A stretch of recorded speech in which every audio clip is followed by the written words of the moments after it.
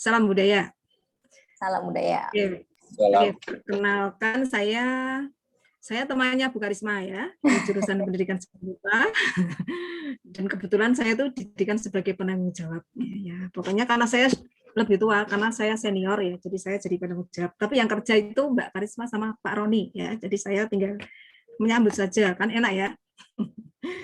Karena mereka ini dosen-dosen baru kita yang sangat berdedikasi dan penuh gagasan ya, kita sebagai orang tua nyengkuyung atau mendorong saja ya.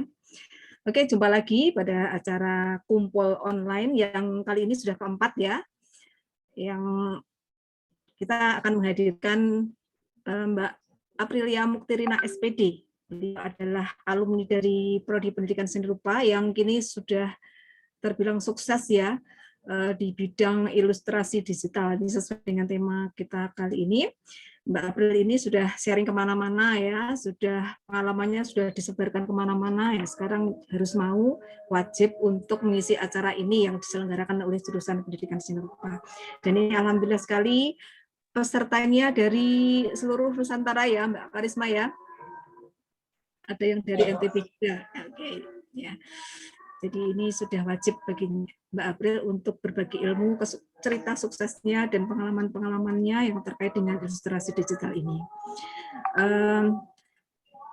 Materi ini sangat relevan ya di era modern sekarang ini, di mana segala sesuatu itu serba digital ya. Jadi kemampuan sebagai ilustrator itu sudah bisa menjadi profesi yang bisa diandalkan ya, bisa menjadi life skill dan bisa menjadi sumber mata pencaharian. Ya, jadi nanti Mbak April akan sharing pengalamannya yang sudah cukup lama melanglang buana di dunia ilustrasi digital, dan semoga Anda semuanya terinspirasi dan nantinya lebih bersemangat untuk dan termotivasi untuk menekuni bidang ini juga ya. Dan terima kasih untuk Mas Roni, Bu Karisma, saya panggil Mbak ya karena masih muda sekali ya, yang sudah berjuang untuk menginisiasi acara ini. Ini acara yang sangat bagus. Sebelumnya belum ada, ini karena kedatangan beliau berdua di jurusan Pendidikan Seni Rupa, kita bisa menyelenggarakan acara yang ini akan secara rutin dilakukan per bulan ya. Dan itu semua adalah untuk kemajuan prodi Pendidikan Seni Rupa. Itu saja dari saya. Akhir kata, selamat menyimak acara ini, ambil manfaat sebanyak-banyaknya, kemudian bertanyalah sebanyak-banyaknya. Saya di sini mewakili jurusan Pendidikan Seni Rupa, sangat mendukung dan sangat bangga dengan adanya acara ini yang akan terus secara rutin, semoga selalu bisa berlangsung meskipun pembicaranya ini ikhlas semua ya, Mbak April juga semuanya kerja bakti ya. Terima kasih untuk semuanya. Selamat menyimak. Semoga sukses. Wassalamualaikum warahmatullahi wabarakatuh. Ya, waalaikumsalam warahmatullahi wabarakatuh. Terima kasih kepada Ibu Dwi Retno yang sudah memberikan sambutan pada sore hari ini. Nah, baik teman-teman, seperti kata Bu Retno tadi, ya, memang kita tanda kutip menodong Mbak April gitu ya, karena sepak terjangnya beliau ini sudah sangat, ya, sudah sangat luar biasa gitu ya. Mungkin teman-teman juga follow beliau, follow Mbak Aprilia Muktirina ini di Instagram ya. Bahkan konten-kontennya juga sempat viral, konten-konten tentang ilustrasinya gitu ya. Jadi memang kita akan belajar kepada beliau, kepada Mbak Aprilia ini. Nanti silakan teman-teman boleh bertanya. Jadi formatnya adalah nanti Mbak April akan memberikan pemaparan presentasi gitu ya. Terus nanti kemudian teman-teman bisa ada sesi tanya jawab ya. Nanti akan ada 2 sesi. Silahkan boleh melalui video ya. Nanti saya akan mempersilahkan ketika sudah sesi tanya jawab. Dan yang satu lagi, kalau teman-teman malu-malu ya, itu bisa via chat ya. Jadi nanti kita akan bacakan dan nanti Mbak April akan menjawab. Dan kemudian satu lagi untuk teman-teman yang dari luar Jawa gitu ya, atau tidak biasa menggunakan bahasa Jawa gitu ya. Ini karena pesan dari Mbak April, beliau ini kalau sudah sharing itu tiba-tiba sudah ini banget, kalau asik banget itu sudah nanti tahu-tahu ngomong bahasa Jawa gitu ya. Jadi nanti silahkan kalau ada kata-kata yang kok aku nggak ngerti ya, itu langsung ke langsung bisa ngecek ke kolom chat ya. Nanti akan ada penerjemah ya. Tiba-tiba nanti akan ada muncul kata-kata yang berbahasa Jawa itu dalam bahasa Indonesia. Gitu ya teman-teman. Jadi jangan khawatir. Nanti kalau tiba-tiba Mbak April bilang, tadi ngomong apa ya, itu kok saya nggak pernah tahu itu bahasa Jawa kayaknya. Nah, nanti teman-teman bisa cek di kolom chat ya. Begitu. Ini beliaunya sudah ada. Halo Mbak Aprilia. Halo Mbak Karisma. Ya. Halo juga Bu Retno, kemarin habis lihat di Facebook Bu Retno lagi berekspresi. Iya, ekspresi sendiri sama Mbak Karisma itu. Ternyata bakatnya terpendam, belum Terpendam muncul, terus dalam-dalam, muncul. Multi talent ya Mbak. Ya, baik. Mbak April ini adalah ternyata multi talent. Mbak April ini adalah alumni UNY angkatan 2008 yang sekarang bekerja sebagai ilustrator ya, dan sering memenangkan lomba desain gitu ya, dan beliau ini sangat aktif sekali untuk sharing ilmunya seperti yang Bu Retno katakan tadi. Selain itu juga aktif mengisi workshop dan juga tetap ikut berkompetisi ya. Jadi memang apa namanya, Mbak April ini sepertinya sangat kompetitif sekali gitu ya, luar biasa semangatnya untuk tetap ikut kompetisi lomba-lomba gitu. Selain itu Mbak April juga aktif di sosial media ya, jadi dia sharing, selain sharing karyanya, Mbak April ini juga aktif untuk sharing untuk apa namanya, tentang pengetahuan desain ya. Jadi kalau teman-teman follow itu isinya daging semua teman-teman. Kalau follow di Instagram ya Mbak April itu isinya daging semua, benar ya. Jadi teman-teman yang belum follow silahkan follow Hey Aprilia ya di Instagram juga. Dan sempat punya konten YouTube ya. Tapi sepertinya terakhir upload itu saya sempat cek 1 tahun yang lalu. Semoga setelah ini betul. Mbak April apa namanya, punya keinginan untuk sharing-sharing di YouTube juga gitu ya.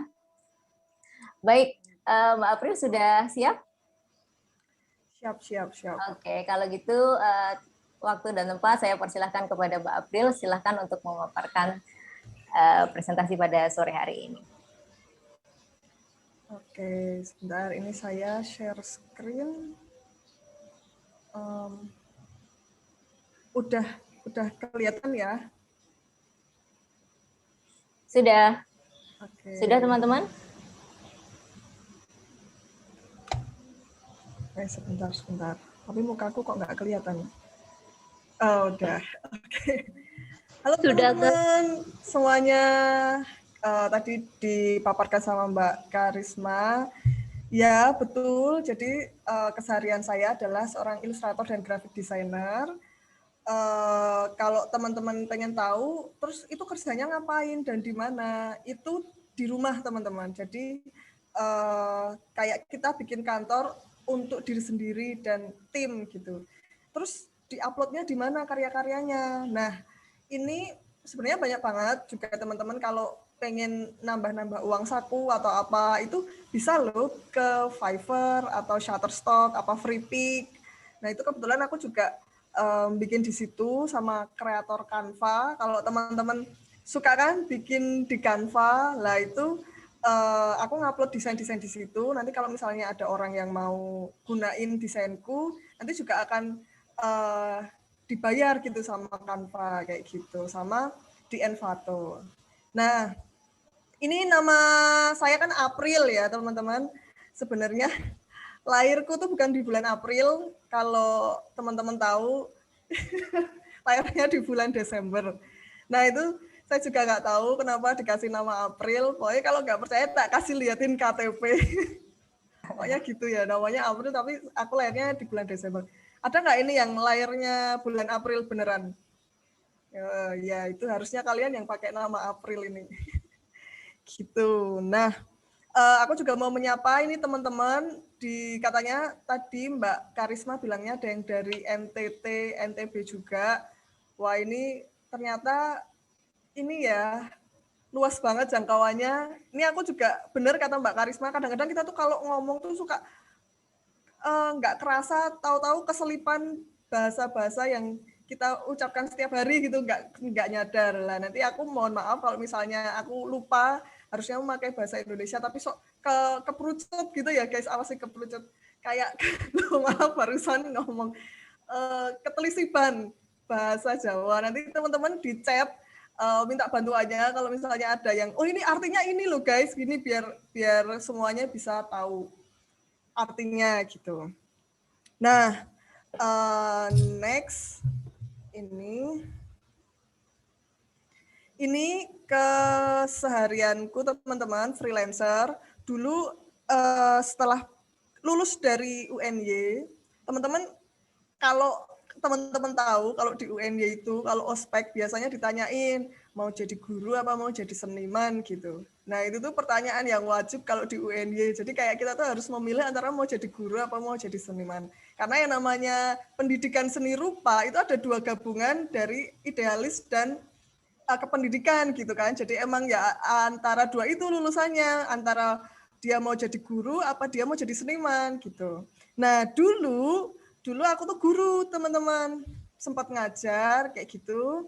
Terus lama-lama ngerasa kayak enak aja cari kayak sambil guru sorenya sambil ngedesain gitu. Terus lama-lama kok enak ya ngedesain tuh kayak nggak usah harus pergi rutin pagi pulang sore kayak gitu kayak lebih enak itu ngerjain di sini apa mau ngerjain di kafe apa ngerjain di kebun kayak gitu kayak enak-enak aja bebas. Nah itu aku jadi wah enak juga kayaknya bisa kerja di mana-mana. Nah tapi aku juga senang teman-teman jadi guru, makanya aku sambil ngajar di sini. Nah ini malah sama Bu Retno dipanggil jadi pembicara di sini kan, jadi guru sama senimannya digabung ini jadinya gitu. Oh iya, aku juga ada tim namanya AM Studio yang sekarang ngebantu buat desain-desain gitu. Nah, karena di judulnya, ini topiknya kita adalah ngomongin tentang kreativitas sama gimana menemukan style. Sebenarnya kalau ditanyain apa itu kreativitas tuh susah jawab ya guys. Soalnya apa itu kreativitas? Apa ya? Ini tuh termasuk kreativitas apa bukan? Nah, kayak gitu. Tapi kalau misalnya ditanyain, kalau lagu Justin Bieber jadi koplo itu termasuk kreativitas bukan Mbak? Nah itu sebenarnya juga kreativitas karena dia menggabungkan hal yang pokoknya dia bisa menggabungkan dua hal menjadi satu yang baru kayak gitu. Nah sekarang kita akan membedah tentang kreativitas itu sendiri. Oke teman-teman. Jadi kalau teman-teman punya ide nih, aku tuh punya ide kreatif loh, gini. Kita tuh kalau bikin ini tuh keren, bikin ini kan pasti ada kan. Bahkan kita kalau mau tidur aja suka overthinking kayak, aduh ini kalau ini kayak gini gimana ya, kalau itu gimana ya kan, itu kayak kita tuh punya banyak pemikiran keseharian yang sebenarnya itu juga kreatif. Kadang-kadang itu menghasilkan ide kreatif.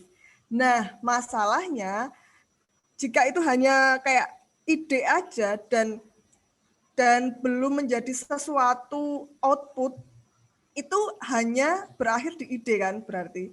Nah, namanya kreativitas berarti kan ada kata create. Berarti itu harus ada sesuatu yang muncul, yang bisa dibaca orang lain, yang bisa dilihat orang lain, yang bisa didengar, disentuh apa dirasa. Pokoknya antara itu. Jadi kalau misalnya bikin buku, oh bisa dibaca, berarti termasuk create, dia sedang melakukan hal kreatif. Bisa dilihat, berarti teman-teman misalnya di sini desain seni rupa, itu berarti kalian sedang meng-create sesuatu yang bisa dinikmati oleh orang lain kayak gitu. Jadi antara orang nih punya banyak ide sih, emang dia kelihatan kreatif, tapi hanya di ide aja itu belum dia menjadi create. Jadi sampai ke tahap dia orang yang kreatif, dia harus bisa meng-create sesuatu sehingga bisa diterima oleh orang banyak kayak gitu. Nah, gini, jadi kalau misalnya aku tuh termasuk orang kreatif apa bukan ya? Aku kok nggak tahu aku tuh sebenarnya kreatif apa enggak kan gitu, kita sering gitu toh, atau kita ngelihat orang lain dia itu termasuk kreatif apa enggak ya. Nah jadi teman-teman yang menjadi skill penting orang itu kreatif apa enggak itu sebenarnya ada kayak tahapannya. Yang pertama, dia tuh punya banyak referensi. Jadi ada banyak, kan kita lihat referensi banyak banget tuh, dari bangun tidur sampai mau tidur. Kita ngelihat apa bangun tidur, di jalan ngelihat apa, itu kan udah bisa jadi referensi yang masuk sehari-hari gitu untuk kita. Itu jadi banyaknya referensi.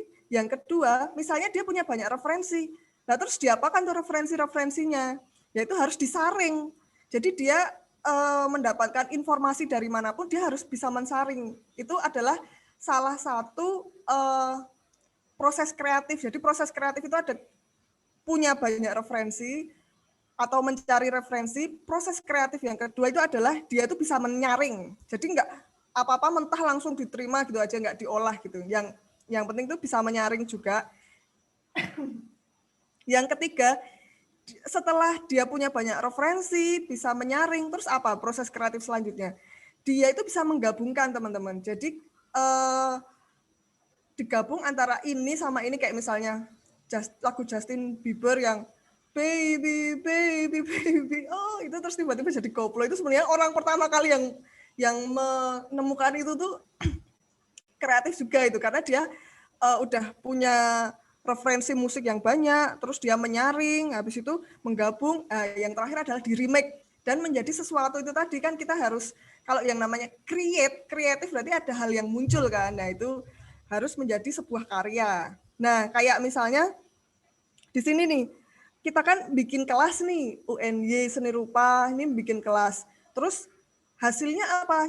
Kan bisa diterima nih, teman-teman bisa mendengarkan atau bisa melihat. Berarti itu adalah, ini juga termasuk proses kreatif, teman-teman. Karena apa? Karena di prosesnya itu ada banyak step-step untuk melakukan, kayak misalnya, oh ini yes atau no, kayak misalnya, wah ini kita bikin kelas ini mendingan yang ngisi orang dalam apa orang luar ya, kan berarti udah ada pemikiran untuk memilah-milah mana yang yes, mana yang no, kayak gitu. Oh kayaknya yes, oke ini masuk. Terus oh orang-orang yang ikut kelas ini kira-kira nanti semua boleh ikut apa tertentu aja ya? Oh semua boleh ikut. Jadi itu kayak ada step-step yang membutuhkan pemikiran secara sengaja untuk menjadikan sebuah karya gitu. Nah, jadi misalnya nih, jadi kayak misalnya teman-teman nih punya esai, disuruh bikin esai sama Bu Retno misalnya. Nih, ayo anak-anak kalian besok mengumpulkan esai. Nah, antara murid satu, mahasiswa satu dan mahasiswa lainnya kan berarti di esainya itu kan suatu hal yang dihasilkan, bisa dibaca orang. Itu kan berarti dia membutuhkan daya kreativitas untuk membuat si esai itu. Nah, dalam pembuatan esai kan kadang ada keputusan-keputusan yang harus diambil setiap langkahnya. Kayak misalnya, aduh judulnya apa ya? Oh judulnya ini aja. Kalian punya banyak referensi, terus milih, oh judul yang terbaik apa gitu. Terus disaring lagi, oh kira-kira ini bagus, oh ini relate sama kehidupanku, apa kayak gitu.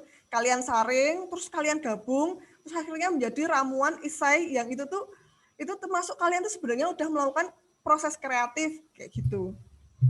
Nah, itulah kenapa kalau teman-teman ngelihat di sekolah-sekolah yang udah maju, maksudnya sekolah-sekolah yang kayak pendidikannya bagus, itu ujian akhirnya itu biasanya nggak cuma pilihan ganda, apa cuman garap ini terus dijawab pendek kayak gitu. Itu emang jarak, maksudnya mereka udah nggak pakai ujian kayak gitu lagi. Mereka lebih memilih untuk membuat ujian tuh yang membuat esai atau malahan cuma diwawancara atau bikin project, atau kalau misalnya mahasiswa kalau sekarang kan bikin skripsi. Karena apa? Yaitu karena pentingnya daya kreativitas itu diuji gitu. Kalian punya daya kreativitas enggak? Kenapa sih kita tuh kayak harus kreatif? Emang penting banget ya. Nah itu tuh sebenarnya. Jadi loh. Nah, kalau teman-teman itu punya daya kreatif, itu tuh sebenarnya akan sangat berguna di semua bidang, apapun itu. Kayak,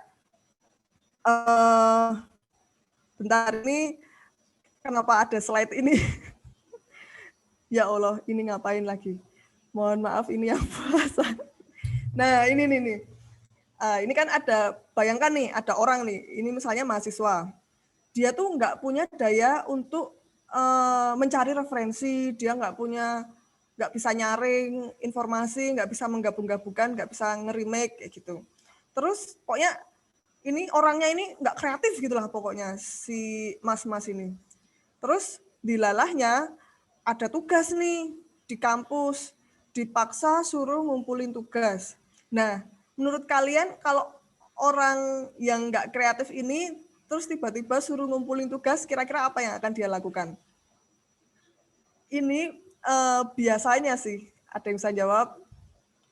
Biasanya orang seperti ini adalah dia lebih cenderung untuk copy paste punya teman. Jadi kayak ya dia nggak punya referensi apa-apa, dia nggak tahu caranya gabung-gabungin apa esai, apa nggak tahu caranya nge-remake dari banyak sumber menjadi satu esai kayak gitu kan. Jadi ya gimana? Nggak melatih diri untuk jadi kreatif, otomatis biasanya ngumpulinnya hanya copy paste. Soalnya ya buat apa, kayak ngapain susah-susah gitu kan. Nah, ini sebenarnya akan berdampak juga kalau teman-teman udah masuk di dunia kerja nantinya. Bayangkan kalian punya perusahaan nih, terus orang yang nggak kreatif ini masuk di tempat kalian, yang cuman saklek, yang informasi apa tuh nggak disaring, ya pokoknya ya saklek kayak gitulah. Itu kan ya kalau ada perubahan, ada inovasi, mereka akan cenderung lebih suka menggerutu kayak gitu. Itulah kenapa kita tuh kayak butuh banget yang namanya daya kreativitas. Nah, bayangkan misalnya nih ada orang nih, masnya ini nih, dia tuh terkenal si kreatif. Jadi dia tuh punya skill untuk cari referensi, punya skill untuk menyaring informasi, punya skill untuk menggabung-gabungkan, terus di remake, terus dikasih tugas nih, ayo kamu ngumpulin tugas. Nah, menurut kalian dia akan berhasil nggak? Sebenarnya kalau di apapun, di pekerjaan apapun, itu tuh emang butuh banget yang namanya daya-daya ini, teman-teman. Nah, kayak misalnya teman-teman skripsi nih, itu kan teman-teman harus cari itu dulu toh, kayak cari referensi, mau apa judulnya, harus punya banyak ide, harus bisa milih mana yang terbagus, bisa gabungin biar nanti lebih relate atau lebih menarik kayak gitu. Jadi kayak ini tuh bahkan di skripsi aja butuh kreativitas gitu. Walaupun memang orang tuh jadi lama gara-gara mungkin titik komanya kurang, apa formatnya kurang, tapi untuk intinya sebenarnya skripsi itu juga melatih daya kreativitas kita biar kita siap untuk masuk ke dunia kerja, teman-teman. Gitu.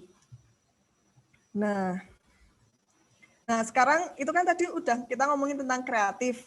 Sekarang kita ngomongin tentang style. Kan teman-teman di sini banyak ya yang ilustrator apa graphic designer. Kadang-kadang kan bingung gitu.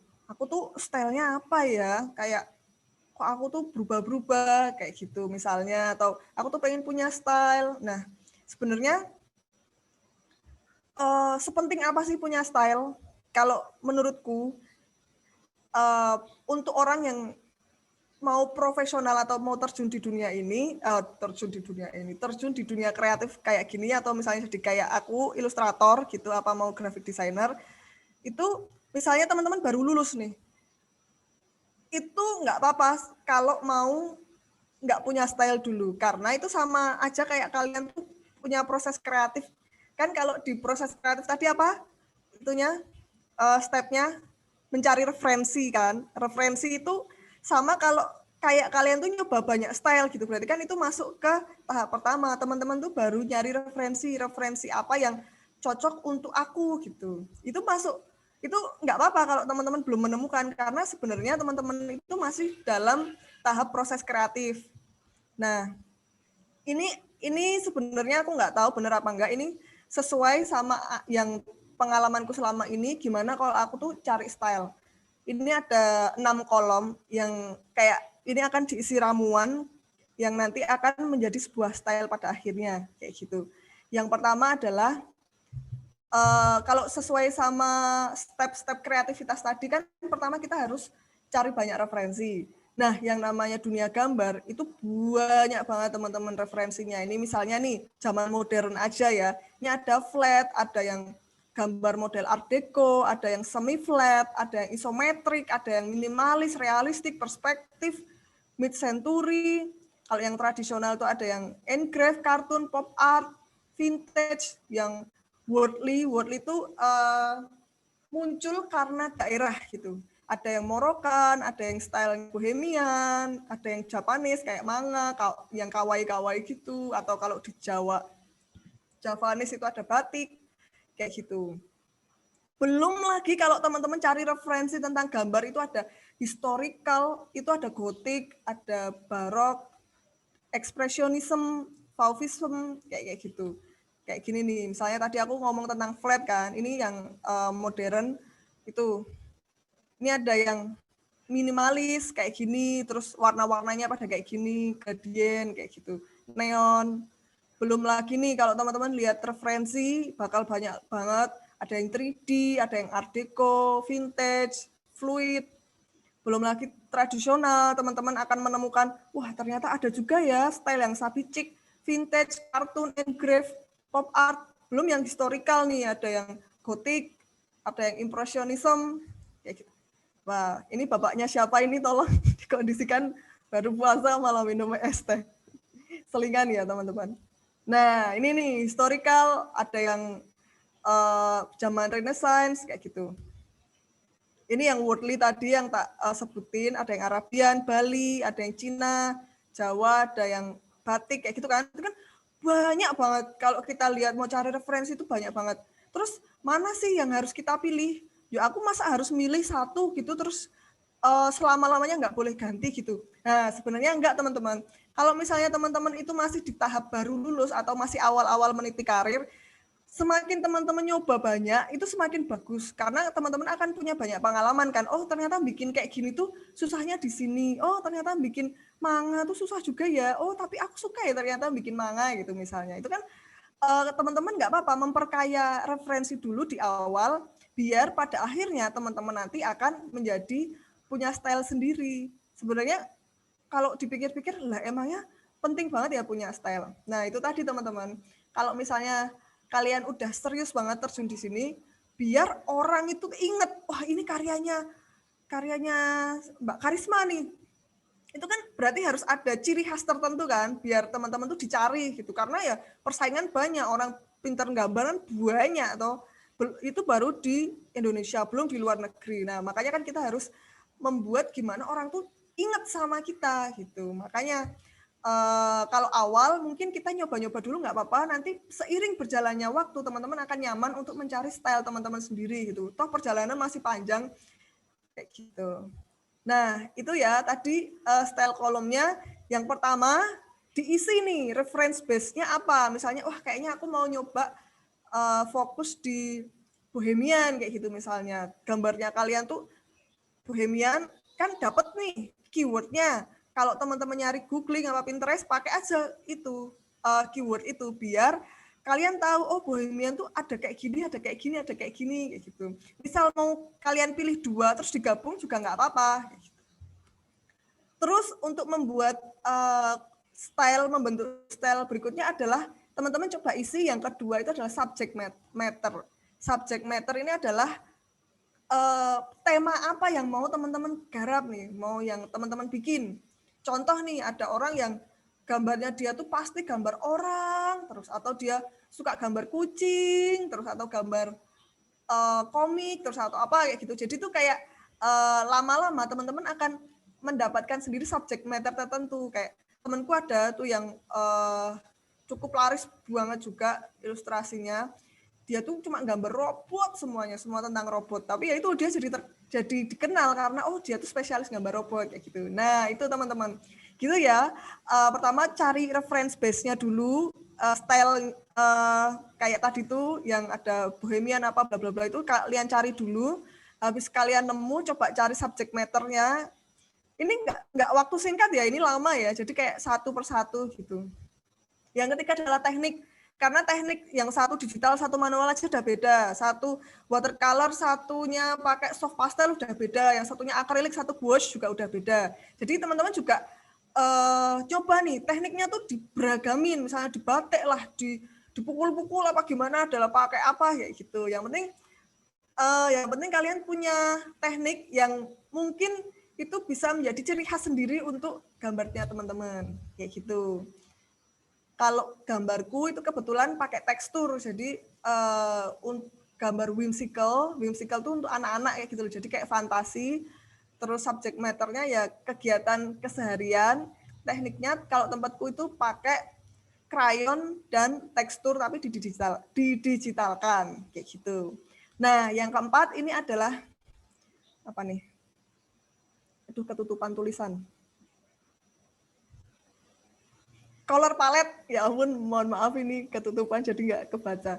Nah, color palette ya teman-teman, semakin teman-teman punya ciri khas color palette sendiri itu juga semakin bagus. Jadi kayak orang tuh langsung kenal gitu, wah ini warna-warnanya dia nih, kayak gitu. Wah ini warna-warnanya, misalnya warna-warna kalian tuh suka yang pastel, atau suka yang monokrom, atau suka yang gunjreng-gunjreng, kayak gitu juga nggak apa. Itu pilih aja, searching aja, atau kalau kalian butuh color palette, bisa di Coolors, COOLOORS, itu di situ dia punya banyak color palette yang teman-teman bisa ambil, bisa dicoba-coba, atau kalau mau lihat gambar terus di drag and drop aja, eyedropper gitu, warna-warnanya dia pakai apa, terus buat referensi kalian tuh boleh aja kayak gitu. Yang penting latihan terus. Yang kelima adalah signature ornament. Signature ornament itu adalah suatu benda yang kalian masukkan di karya kalian, tapi itu cuma kalian yang biasanya gambar itu. Kayak misalnya kalian sedang gambar pemandangan nih, pemandangan gunung dua, ada sawahnya tengah. Nah, kalian tuh punya signature ornamentnya tuh misalnya burung, gambar burung yang burungnya itu bentuknya yang kalian ukir tuh kalian banget gitu, atau gambar ikan kayak gitu. Jadi setiap gambar kalian ada si objek itu yang ini ada ikannya khasnya dia nih kayak gitu. Jadi ada signature ornament. Ini boleh pakai, boleh enggak. Kadang kan ada klien yang briefnya harus kayak gini, terus jadi kita nggak bisa ngasih signature ornamen yang terlalu jelas kayak itu, misalnya nggak dipakai nggak apa-apa, tapi kalau mau dipakai juga nggak apa-apa untuk karya teman-teman. Nah, sebenarnya 5 ini aja kalau teman-teman terapin itu udah punya style yang udah cukup menonjol nih, udah cukup beda banget. Tapi ada satu lagi yang bisa nambah biar jadi benar-benar tuh ini tuh matang banget, yaitu adalah artisnya, behind the artwork. Jadi selain teman-teman itu nggarap karya yang bagus, teman-teman di balik layar tuh juga membranding diri gitu. Kayak misalnya kalian, wah behind the scene-nya, ini loh aku bikin ini. Kalau, halo aku tuh seorang mahasiswa yang masih nggarap skripsi, nggak selesai-selesai. Aku nunggu kiriman dari orang tua, tidak datang-datang. Nah itu kayak behind the scene artis sendiri tuh kayak jadi cerita gitu sebenarnya. Nah kalau teman-teman bisa real, kayak menceritakan diri, ini loh aku tuh kayak gini, terus aku tuh misalnya nih aku adalah orang yang harus kerja pagi, harus kerja malamnya, paginya kuliah, itu kan itu udah jadi cerita sendiri. Nanti orang-orang lain tuh yang merasa relate akan follow teman-teman karena ini aku banget, walaupun dia kerja, walaupun dia kuliah nyambi-nyambi, tapi dia tetap berkarya kayak gitu. Jadi orang tuh ikut terinspirasi karena dia membangun cerita artisnya, membangun di balik layarnya gitu. Gitu teman-teman. Kalau ditanyain lagi, aku harusnya style apa palu gada ya Mbak? Jadi aku ngikutin style apa dicoba. Nah, ini tergantung teman-teman sekarang masih di tahap mana. Kalau masih di tahap awal, kayak aku ini sebenarnya aku merasa aku masih di tahap awal, jadi kayak style tuh belum nemu. Itu nggak apa-apa, karena ini salah satu proses kreatif. Teman-teman nikmati aja, nanti suatu saat teman-teman akan menemukan style sendiri. Yang penting terus berkarya dan latihan. Kayak gitu. Kesimpulannya apa ya? Belum terpikir. Kesimpulannya apa ya kira-kira? Gitulah kira-kira. Nah, oke, kayaknya segitu dulu teman-teman. Kalau misalnya ada yang mau ditanyakan, boleh banget. Nanti aku coba untuk menjawab. Oke, Mbak Karisma. Iya, terima kasih Mbak April untuk pemaparannya. Ya, teman-teman. Seru ya kalau mendengarkan Mbak April berbicara ini, sangat bersemangat gitu ya. Jadi semangatnya nular gitu ya. Kalau yang apa namanya dari pemaparan Mbak April tadi, satu yang bisa saya garis bawahi adalah mengenai kerja keras teman-teman. Ya, dari 6 panel itu, kalau teman-teman kalau kita tidak punya ketekunan dan kerja keras, kayaknya yang nomor 1 aja tuh kalau malas-malasan ya sudah nggak bakal move on sampai ke 6 gitu ya. Ya, oke. Jadi saya tahu di apa namanya ya, salah satu ajian itu bahasa Indonesianya. Salah satu rahasianya Mbak April ini memang kerja keras gitu ya. Dari 6 tadi tuh step by step memang harus, dan itu nggak bisa sehari 2 hari ya Mbak April. Betul. Ya harus. Kalau Mbak April pengalamannya berapa lama sampai akhirnya punya whimsical style? Sebenarnya, nah itu sebenarnya udah dari kecil. Soalnya kan waktu kecil tuh suka ikut lomba-lomba kayak gitu. Terus kebetulan yang ikut lomba tuh orang-orang sanggar gitu kan. Wah, gambarnya pasti kayak gitu. Jadi aku tuh kayak terinspirasi, oh ternyata gambar sanggar tuh bagus ya. Sampai ke bawah sampai sekarang nih udah gede. Jadi aku kayak seneng banget sama gambar anak karena udah dari kecil emang terbiasa ikut lomba gambar anak. Jadi sampai sekarang masih tak kembangin kayak gitu. Ya, tapi akhirnya menemukan style yang ini ya, itu tadi whimsical itu tadi ya, dari basic gambar sanggar gitu ya. Walaupun kalau anak-anak di sanggar tuh kalau gambar bisa dikatakan kadang-kadang seragam ya. Kalau ngelihat ke atas tuh ya kepalanya kebalik gitu ya. Iya, nah itu kebetulan dulu nggak punya uang, nggak punya biaya gitu, mau pengen masuk sanggar gitu. Jadi cuman kalau lomba tuh ngeliat aja, punya, aduh kok bisa ya itu ke bawah sekarang. Oke. Gumun karena gumun. Nanti kalau kita ngobrol berdua ini bisa lupa waktu, ya kan? Ini ada yang raise hand tadi, Mas siapa? Tadi sempat ada yang raise hand. Halo. Tiba-tiba menghilang. Apakah kepencet atau Mas siapa ya tadi? Ada sempat yang raise hand. Kalau teman-teman mau pakai fitur raise hand juga bisa ya. Jadi di Zoom itu ada reaction, terus di situ ada teman-teman bisa raise hand. Atau kalau ada teman-teman yang mau bertanya, saya persilahkan untuk 3 penanya pada sesi kali ini. Silahkan. Ada, oke, ada satu yang raise hand. Wait, sebentar. Ya, monggo silahkan. Langsung dibuka aja videonya dan dibuka mikrofonnya. Silakan. Oke. Ya, mohon izin Mbak, saya tidak on video karena terkendala sinyal. Saya izin pakai mic aja. Jadi gini Mbak April, saya manggilnya Mbak aja ya. Jadi saya memang punya hobi ilustrasi gitu. Tapi saya tuh kadang kurang pede untuk publish misalkan ke medsos gitu. Nah, padahal kan untuk tadi yang dikatakan Mbak April tadi untuk branding diri sendiri itu penting ya Mbak ya. Tapi itu masih kadang kurang pede gitu. Nah, Mbak April saya minta tips dan cara untuk mengurangi rasa kurang percaya diri dalam proses untuk membuat ilustrasi dan untuk publish ke media sosial misalkan seperti itu. Terima kasih.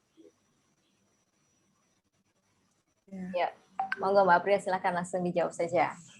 Ya, ini sama sebenarnya kayak aku dulu, kayak aduh nggak pede, nanti gimana nih orang-orang. Sebenarnya itu kalau tak telaah lagi, itu lebih ke pikiran-pikiran yang ada di diri kita yang sebenarnya nggak seburuk itu gitu. Jadi kayak orang-orang tuh kalau ngelihat Instagram itu sebenarnya ya wis teko scroll oh ya gitu, nggak yang akan detail banget sebenarnya karena pada dasarnya orang-orang itu hanya memikirkan dirinya sendiri. Mereka juga punya urusan-urusannya sendiri gitu. Itu kayak aku dulu yang waduh kalau aduh gambarku kok pleketot kayak gini, nek tak upload nanti kalau nggak ada yang like. Nah itu juga karena kadang kita memikirkan, waduh ini yang nge-like banyak apa enggak ya. Nah itu pikiran-pikiran kita yang untuk memikirkan orang lain sebenarnya itu justru akan menghambat kita nanti pada akhirnya. Karena gini, ada nih cerita yang teman-teman tahu nggak yang di hitam putih, yang dia tuh gambar jelek banget. Aduh, ada nggak ya di sini? Jadi dia tuh gambar Deddy Corbuzier, pokoknya gambar artis-artis terkenal tapi mukanya tuh pleketot gitu. Terus tapi malah justru viral karena ya ampun ini kok pede banget sih jadi orang. Nah akhirnya dia malah dipanggil ke hitam putih karena dia tuh orang yang berani menunjukkan karyanya walaupun kalau dibilang orang-orang tuh wah ini karyanya jelek gitu. Nah orang jelek aja dia berani, apalagi kita yang memang udah kerjaannya ilustrator kan, jadi memang butuh untuk dikenal juga kayak gitu karena terkait pekerjaan gitu kan. Nah gitu Mbak Salma, jadi itu sama kayak aku dulu juga gitu, tapi percaya aja bahwa sebenarnya orang-orang itu punya urusannya masing-masing, dan kalau Mbak Salma ini nggak upload nanti pekerja mungkin gini ya, akan membuat pekerjaan itu gini, kalau kita punya banyak koneksi, kita komunikasi banyak orang kan otomatis peluang-peluang untuk pekerjaan kan juga lebih banyak toh. Nah, itu yang dipikirkan itu aja, kayak wah ini tuh sebenarnya akan menguntungkan aku. Untuk yang lain-lain misalnya dislike itu nanti aja mikirnya. Yang penting ini untuk kebutuhanku dan aku butuh. Lagi pula gini, kalau misalnya sekarang nih gambarnya nih jelek nih, masih merasa kita tuh ngerasanya jelek.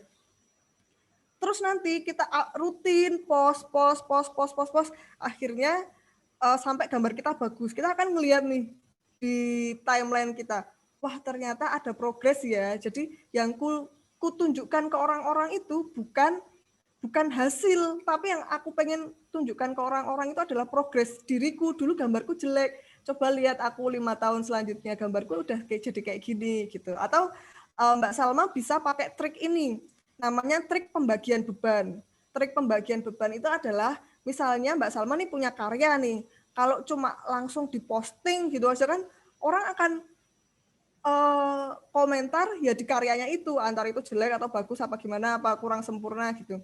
Tapi kalau Mbak Salma membagi beban, jadi nggak cuma karya, coba dibikin itu sebuah storytelling, misalnya captionnya ada storytellingnya. Jadi kan ada dua yang orang tuh bakal menilai, storytellingnya apa gambarnya. Nah jadi kan kayak bebannya ini jadi separuh-separuh kan, apalagi kalau Mbak Salma ini membalut karya postingnya dengan cara misalnya ini sebenarnya progres WIP atau sebenarnya atau misalnya karya nih di mock up. Jadi kayak orang tuh nggak fokus ke karyanya aja tapi dibagi bebannya, entah captionnya, entah ditambahi mock up-nya, entah cerita di baliknya, entah sketnya, entah progresnya kayak gitu. Jadi yang dinilai itu akan banyak dan bebannya lebih berkurang kayak gitu Mbak Salma. Semoga bisa membantu ketidakpedeannya untuk upload di sosmed.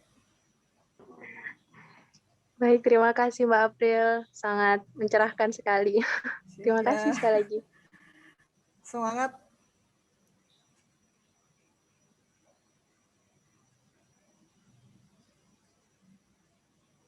Oh, belum di mikrofonnya Mbak Karisma.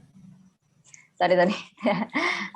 Sebelum lanjut ke sesi tanya jawab, teman-teman silakan cek di kolom chat, itu ada link. Linknya itu adalah untuk sertifikat dan sekaligus sebagai absen ya. Kita mau tahu nih ada 126 partisipan sore ini, luar biasa. Luar biasa sekali, ini pasti followernya Mbak April sudah hampir 80%-nya ini yang follow Mbak April gitu ya. Karena kita tidak berekspektasi akan sebanyak ini gitu ya. Baik, silakan teman-teman untuk bisa mengisi data yang ada di kolom chat ya. Nanti akan otomatis meregenerate sertifikat ke teman-teman, gitu ya. Baik, kita lanjut. Ada pertanyaan lagi? Oke, Mbak Safira Andina, silahkan. Halo, selamat sore Mbak April, Ibu dan semuanya. Ya. Mohon maaf sebelumnya nggak Bangun bisa tidur menyalakan nggak bisa menyalakan kamera. Oh iya, bangun tidur. Enggak juga sih. Oh iya. Emang suara saya kayak Emang gini. suaranya gitu ya. Ya. Oke. Penasaran, tadi cerita kan pernah jadi guru ya Mbak? Itu ngajar di mana Mbak? Oh iya, itu ngajar di Madrasah Mu'alimat. Ada yang tahu? Nggak tahu nih, saya bukan orang Jogja, mungkin temanku dari Jogja tahu kali. Iya. Itu berapa tahun ya Mbak ngajarnya? Terus gimana pas sampai akhirnya memutuskan buat udah deh ngajarnya berhenti dulu, kita ganti pekerjaan gitu. Memutuskan buat berjuang di dunia ilustrasi itu gimana ya Mbak? Bisa diceritain mungkin? Ya. Itu aja. Halo Safira, ini masih Ya. kuliah ngomong-ngomong? Kuliah semester 6. Oh, wah, Ya. siap-siap bentar lagi skripsi. Aduh, jangan diingetin. Oke, ini tuh sebenarnya emang kadang hal yang banyak dipikirkan orang kayak gini. Mereka udah punya pekerjaan yang tetap gitu. Kan banyak kan orang yang orang tua tuh pengennya tuh wis punya kerjaan tetap, udah maksudnya udah tahu gitu. Kenapa harus jadi freelancer kayak gitu kan, malah dikira ngepet nanti sama tetangga gitu kan. Jadi kayak bagi orang-orang tua kita itu tuh hal yang menakutkan kalau sampai ada anaknya tuh kayak pengangguran kayak gitu. Nah, itu emang hal yang sulit. Jadi Apalagi perempuan dulu, ya Mbak. nah iya kayak gitu. Nah, dulu waktu aku jadi guru itu kan ya kayak biasa pagi sampai sore, kadang ekstra gitu. Nah, itu kan kita nggak tiba-tiba ujuk-ujuk langsung resign kayak gitu nggak. Jadi misalnya nih teman-teman ini berlaku untuk semua hobi ya. Misalnya teman-teman suka pelihara lele atau pengen usaha punya mie ayam kedai mie ayam kayak gitu. Itu tuh dan kalian punya pekerjaan tetap. Kalau bisa jangan ujuk-ujuk perucul resign kayak gitu, kalau bisa jangan. Jadi kerjain aja 2 dulu. Pertama paginya teman-teman untuk kerja tetap, sorenya kalau waktu luangnya dikit aja gitu untuk menghasilkan hobi kalian, di malamnya apa sorenya apa curi-curi waktu gitu nggak apa-apa, bekerja keras dulu gitu. Karena apa, kalau langsung resign ya kalau menghasilkan lah, kalau zong lah kan malah wis diseneni wong tua tambah zong meneh, ya ampun kan kita jadi kayak gembel gitu kan. Nah itu jadi pertama itu emang jangan langsung resign, kita kerjakan 2 dulu, pagi kerja tetap, sore pekerjaan yang kita lakukan, yang kita sukai, sampai kerjaan yang kita sukai itu menghasilkan dan kalian merasa wah ini kayaknya aku bisa nih kalau waktuku tak curahkan di sini, ini tuh akan menghasilkan lebih banyak, atau merasa yang hobi yang dilakukan di waktu lainnya itu udah nambah, maksudnya duitnya tuh ternyata lebih gede daripada kalau teman-teman kerja di kantor kayak gitu misalnya. Nah itu baru teman-teman ngomong ke orang tua pelan-pelan kayak ini loh kerjaannya kalau kayak gini tuh bisa loh menghasilkan ilustrasi, kalau di digital bisa nih, tak oleh-olehin ibu bapak, tak kasih nih makanan opor apa makanan apa baju apa terserah kayak gitu, ngasih orang tua kayak gitu kan. Jadi mereka oh iya ya ternyata bisa juga ya menghasilkan. Ya gimana, bisa nggak kalau kamu melakukan 2 kerjaan? Ya siapa kalau yang satunya arisan gimana? Oh ya udah kan, jadi kita tuh kayak smooth gitu, jangan yuk langsung ujuk-ujuk kayak gitu ceritanya. Dicoba dulu 2 tahun itu Mbak. kerjaan. Iya. Berapa tahun ya itu waktu ngajar? Waktu ngajar itu 2 tahun, habis itu langsung resign. Tapi aku kebetulan waktu jadi masih kuliah itu nyambi ngelesin, jadi kayak udah tak hitung ngajar juga sih kayak gitu. Ngelesin di sekolah-sekolah. Habis itu lulus langsung jadi guru 2 tahun, habis itu melipir, nah jadi pengangguran seperti sekarang. Pengangguran tapi masuk terus ya Mbak setiap bulan. Ya, Itu aja sih, makasih, sangat menginspirasi. Terima kasih ya. Baik, terima kasih. Ini jadi nanti pertanyaannya passion dulu apa uang dulu gitu ya, Mbak April ini kalau diperpanjang gitu ya.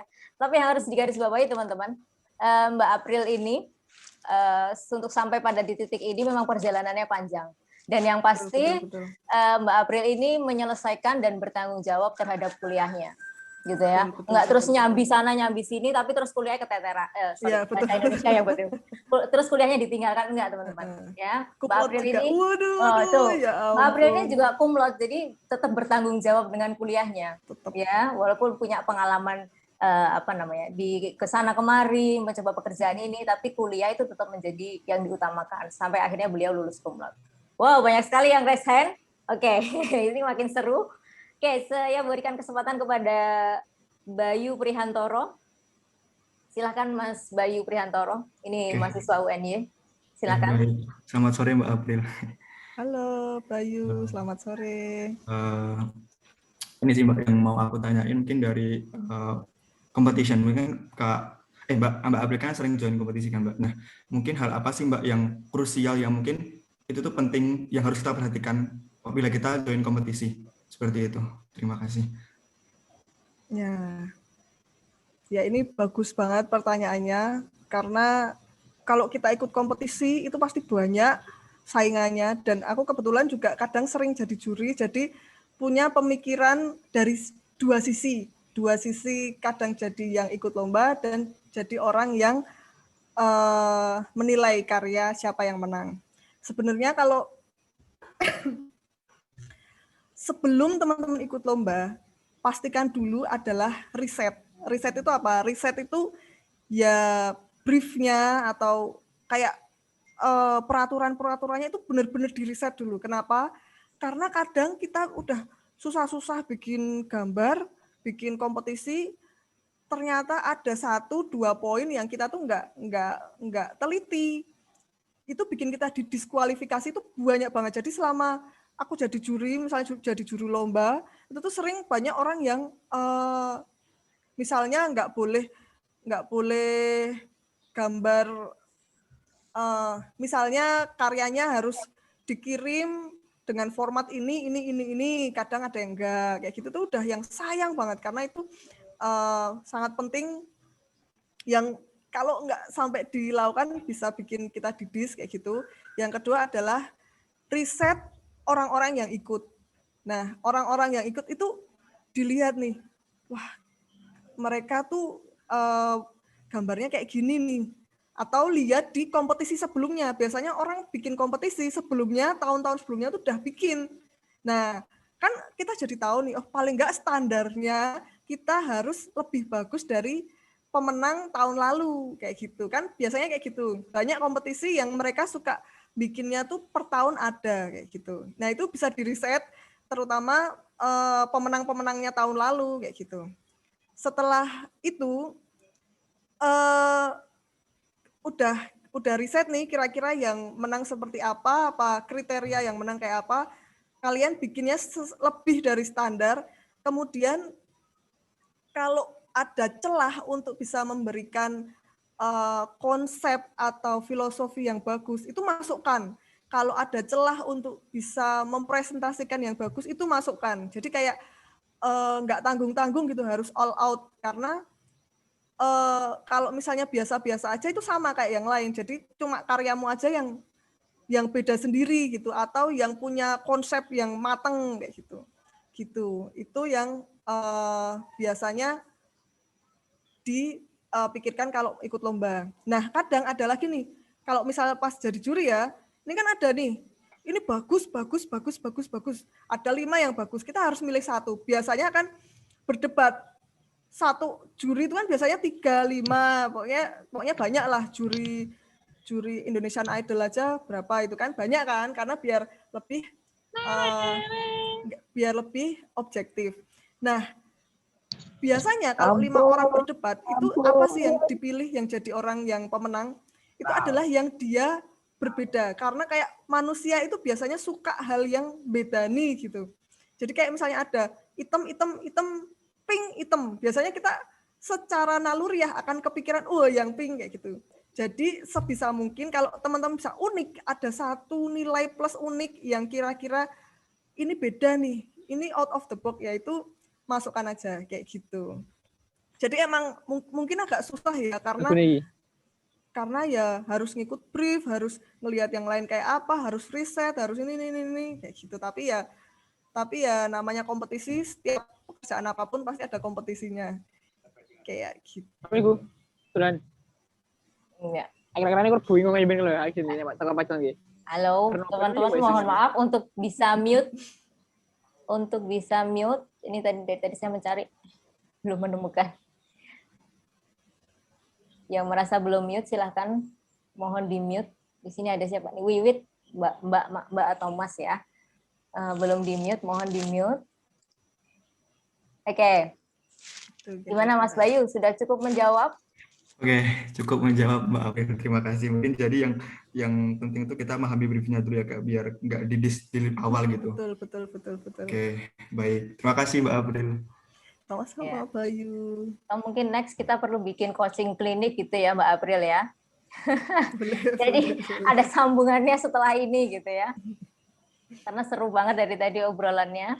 Sebelum kita masuk ke sesi tanya jawab yang kedua, saya akan menyapa dulu ada Ibu Arsyanti Latifah, mungkin dulu dosennya Mbak April juga,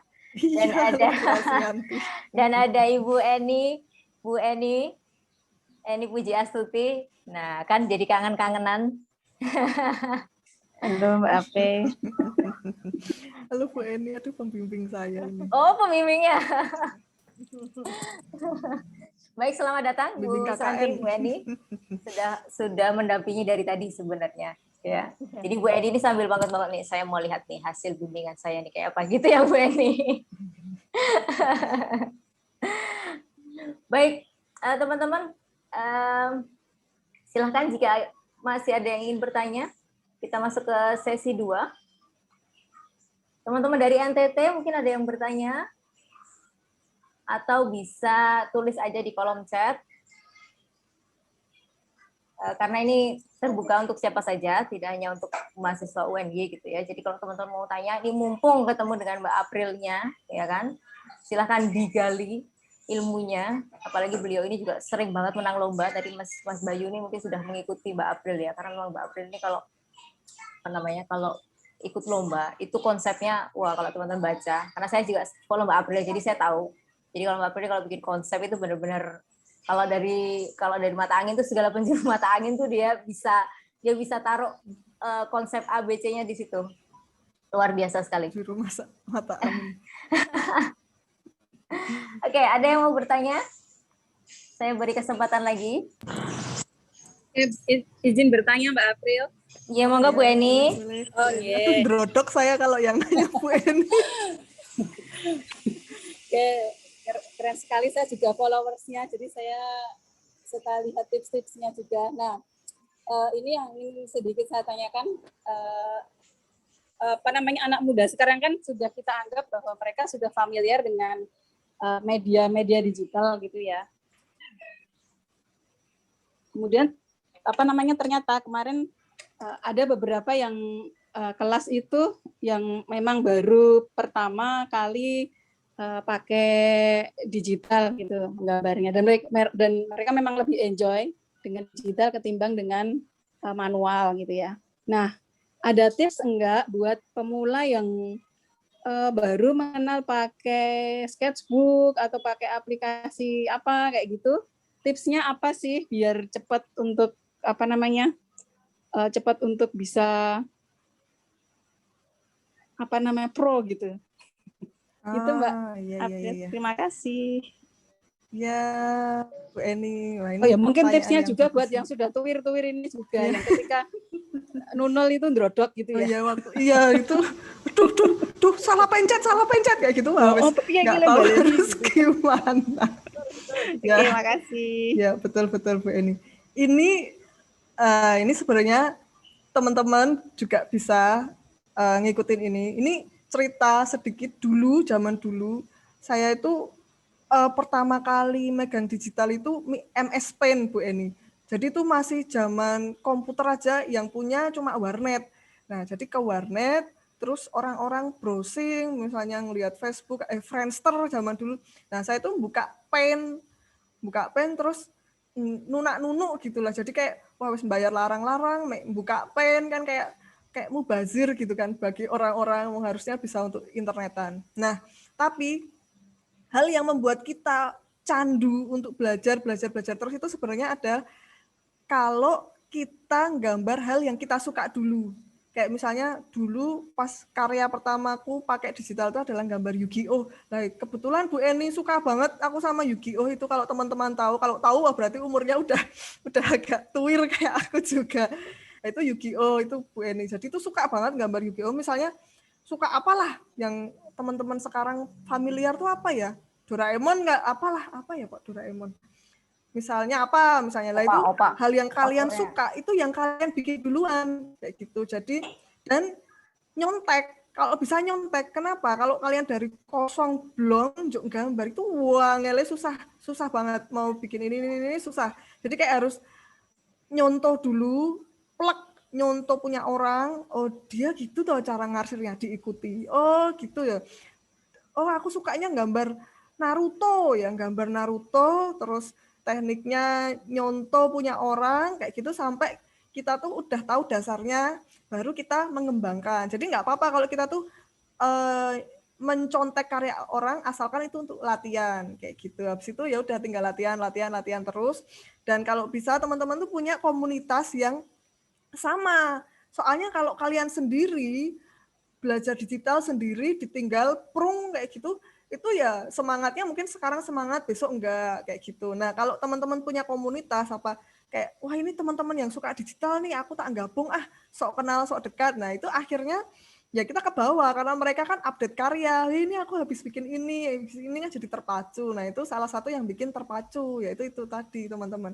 Harus masuk ke circle orang-orang yang kira-kira bisa memberi kita semangat terus-menerus kayak gitu. Tuwir sama dengan Tuhan.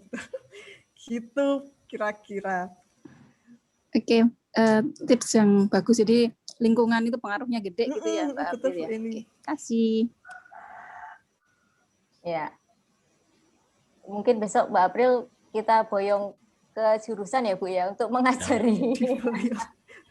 Untuk membuat forum, mungkin grup ilustrasi mungkin. Ya baik. Ya biar saling menyemangati kayak gitu kan. Iya. Ya teman-teman, jadi memang halo teman-teman dari kampus yang apa namanya? Ada yang dari Politeknik Negeri Surabaya, Universitas Sumatera Utara, dari UII, dari ISI Yogyakarta, Unika dan segala macam yang bergabung pada hari ini. Jadi memang sebenarnya forum ini kita selain bisa sharing, tujuannya adalah kita semua yang tergabung dari universitas mana-mana ini gitu ya. Itu mungkin nanti kita bisa berkolaborasi, kita bisa bertukar ide, terus kita bisa bikin project bareng gitu ya. Tentu saja untuk apa namanya dalam hal desain, seni, lukis dan segala macam kita sangat terbuka untuk kolaborasi ya teman-teman. Jadi nanti bisa kalian apa namanya bisa kontak kita gitu ya, misalnya Mas ayo dong kita boleh kolaborasi dong gitu ya, atau Bu kita kolaborasi dong gitu ya. Nanti bisa follow di Instagramnya Fisheye ya, Fisheye FISEYE atau di psrupa.uny ya, psrupa.uny ya. Jadi kalau teman-teman tiba-tiba langsung pada acara ini terus kepikiran untuk enak nih seru nih kolaborasi bikin project pameran bareng atau apapun, kita sangat terbuka teman-teman ya, langsung aja DM di Instagram atau komen di Instagram gitu ya. Nah memang apa namanya tujuan kita untuk membuat forum ini selain bisa ngobrol bertukar ide memang untuk kolaborasi gitu ya, agar nanti apa namanya jangkauan kita berharap jangkauannya semakin luas lagi. Baik, ada lagi pertanyaannya? Bu Santi mau bertanya juga? Waduh, ndrodok ini kalau yang bisa. Apakah dejavu ya seperti sidang TA gitu ya? Saya menyimak saja. Gitu, Bu Suati menyimak saja. Baik, teman-teman dari RTT ada yang mau bertanya? Belum ada? Kalau nggak saya mau bertanya nih. Karena saya juga ngefans juga dengan Mbak April. Mbak April, saya punya pertanyaan. Pernah nggak Mbak April ini mengalami art block? Jadi mengalami kejenuhan, gitu ya? Entah dalam pekerjaannya Mbak April atau kejenuhan dengan stylenya Mbak April, gitu ya? Nah, bagaimana Mbak April menemukan lagi semangat ketika Mbak April mengalami itu? Iya, ini emang kita tuh yang namanya dunia kreatif kadang tuh ya ada bosennya gitu ya. Jadi kayak wah wes buntu ini udah gak bisa lagi kalau suruh gambar. Itu kadang sebenarnya sering juga kayak gitu. Tapi sebelum kita ini art block nih, itu tuh kita harus tahu dulu nih penyebabnya. Kita harus mengenali diri dulu penyebabnya kira-kira ini yang mana. Kadang ada yang karena kayaknya lagi semangat-semangat tiba-tiba ngelihat karya orang lain terus kita waduh membandingkan. Nah, itu bisa penyebab art block yang pertama. Jadi kayak membandingkan punya kita dengan orang lain. Penyebab art block yang kedua adalah bisa jadi karena kita udah terlalu sering gambar itu terus-menerus dan kita tuh kayak bosen. Itu jadi kita tuh sebenarnya dalam tahap bosen, itu yang kedua. Yang ketiga adalah penyebabnya karena kita baru sakit. Kayak misalnya sebenarnya kita semangat, cuman kok gliyeng yo iki, apa darah rendah apa gimana kan juga bikin orang males kan ngapa-ngapain kayak gitu. Yang keempat, emang kita tuh nggak kreatif, bukan nggak kreatif, kayak ya nggak bisa aja, nggak tahu kenapa penyebabnya, aku juga nggak tahu, pokoknya nggak mau gambar. Nah, itu ada yang keempat. Nah, jadi kita sebelum mencari solusinya, kita harus mencari penyebabnya. Misal, penyebabnya yang pertama adalah karena kita habis melihat punya orang, kita tuh minder, kita nggak mau gambar lagi. Nah, ini caranya adalah sebagus-bagusnya orang yang bisa kita bandingkan itu sebenarnya hanya kita di masa lalu, ada pepatah kayak gitu. Jadi apapun punya orang, mereka punya masa lalunya sendiri-sendiri. Ada yang misalnya dia gambarnya bagus, ya lihat aja gambar dia waktu tahun berapa, ya ternyata template juga ya sama ya kayak gitu. Jadi kita tuh nggak membandingkan dia, kita masih awal kok bandingannya sama dia yang udah pro, ya jelas langsung minder kan kayak gitu. Itu kalau penyebabnya yang kedua tadi apa tadi? Karena kita terus-menerus nih udah bikin kayak gitu, terus dilalah wah wis aku ra iso nek gambar, suruh gambar kura-kura, gambar kura-kura terus kita kayak bosen gitu. Ya kita boleh ya cari yang lain dulu, refreshing, antara jangan gambar dulu ya kita ngapa kayak mancing, apa renang apa, terus baru nanti gambar lagi, terus cari referensi jalan-jalan, lihat kembang bagus juga ya kayak gitu.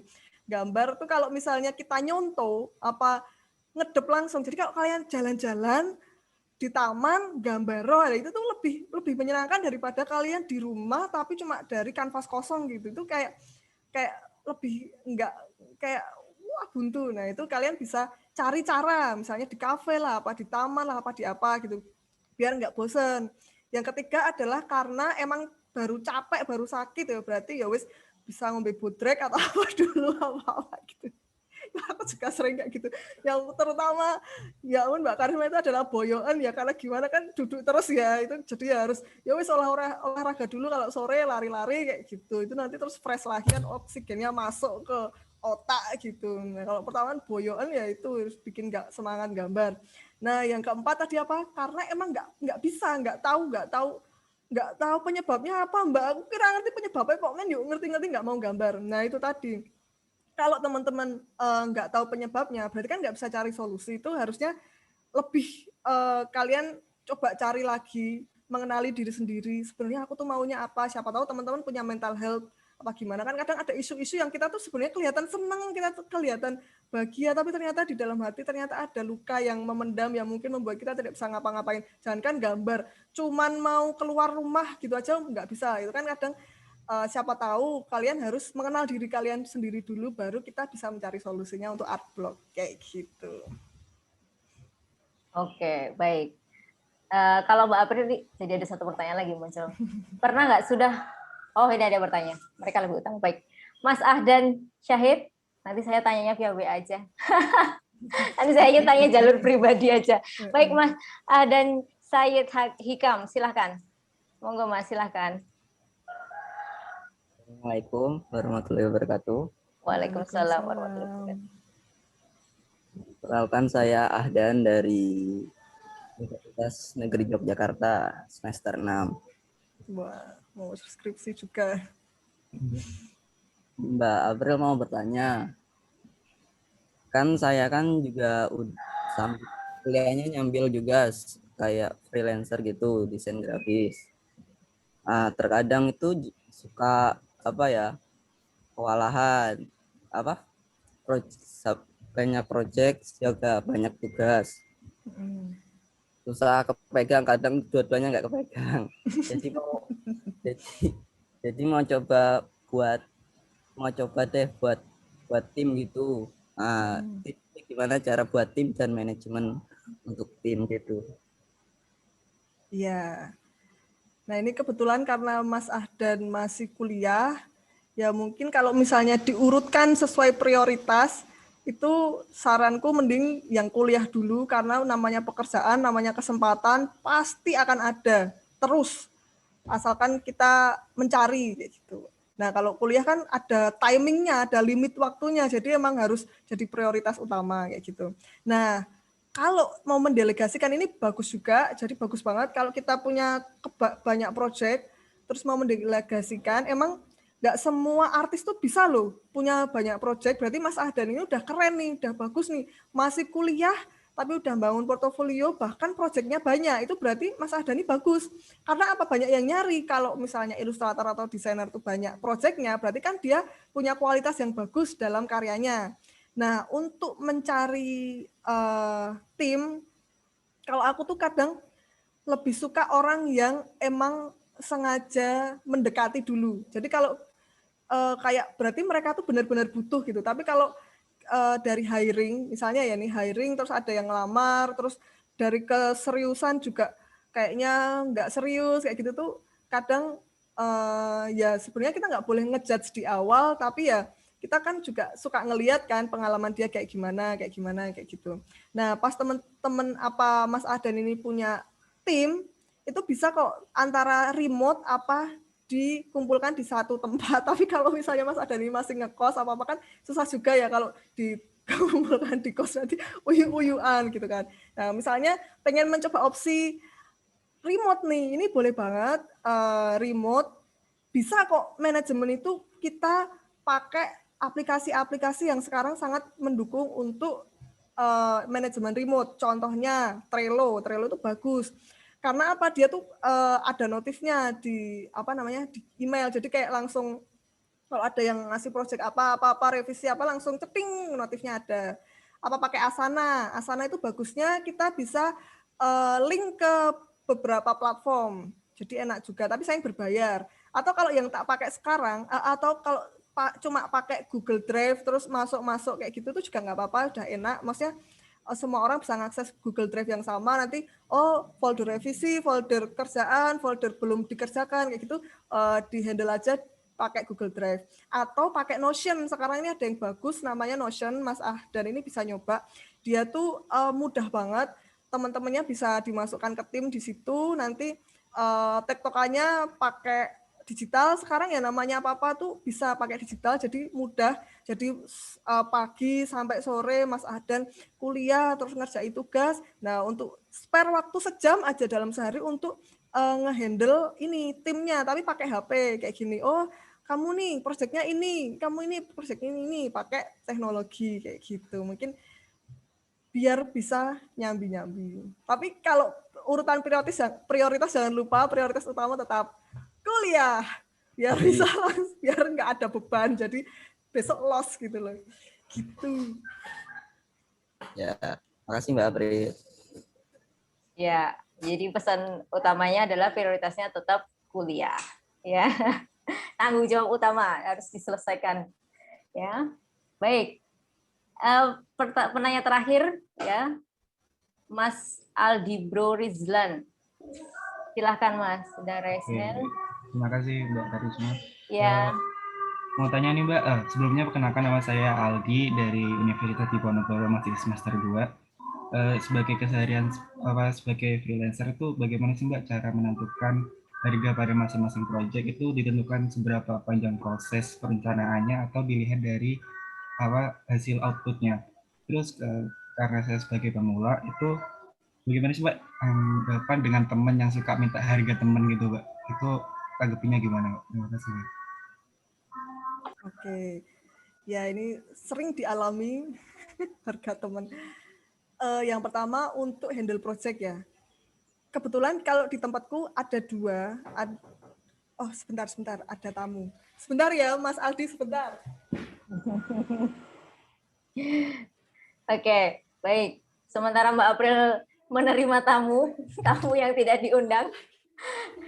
Teman-teman bisa cek lagi di kolom chat, ada link untuk sertifikat acara diskusi ini. Silahkan formnya diisi, ya, dan mohon diisi namanya dengan teliti, gitu ya, karena akan tertulis langsung otomatis di sertifikat.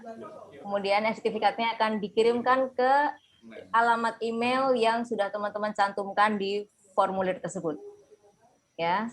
Jadi nanti sudah otomatis teman-teman menuliskan namanya, harap hati-hati gitu ya, dicek lagi apakah sudah benar namanya gitu ya, karena nanti takutnya salah ya, kalau salah nggak bisa diedit soalnya. Gitu ya.